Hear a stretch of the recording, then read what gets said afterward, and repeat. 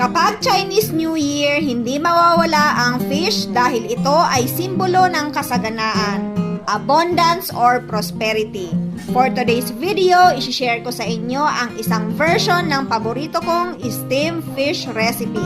Ang recipe na to ay pinakamasarap at napakadaling gawin, pero malalasap ang authentic Asian flavor and aroma dahil gagawin natin itong restaurant quality.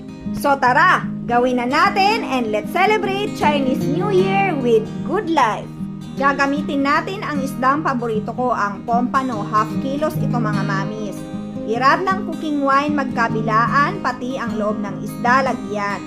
Luya pantanggal lansa, lagyan ang tiyan ng isda, pati sa may ulo.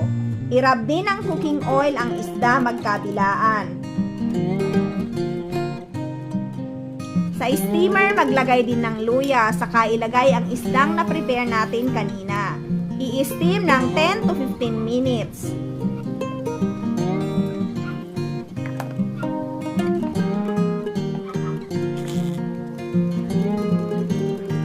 After steaming, gumamit ako ng platong bilog na paglalagyan ko ng isda. Ito na din ang gamit ko kapag isi-serve ko na. Maglagay ng luya at ibuhos ang mainit na mantika. So makakarinig kayo dito ng sizzling sound habang nilalagay nyo ang mainit na mantika. Maglagay ng spring onion na hiniwa ng maninipis. Nilagay ko yan mga mami sa malamig na tubig kaya nag-curl. Isunod ang red bell pepper at kinchay. Iset aside at gawin natin ang sauce at pampalasa. Tubig, asukal, haluin. Premium soy sauce, haluin hanggang sa matunaw ang asukal. So, eto talaga ang pampalasa, Good Life Oyster Sauce. At para malasap ang authentic Asian flavor and aroma, Good Life Sesame Oil ang ilagay. Haluin at pakuluan natin ito ng ilang minuto.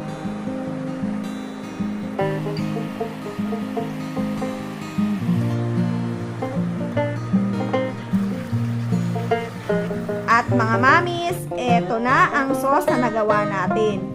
Ibuhos sa gilid ng na-plating natin na fish. Ganyan natin yan isi-serve.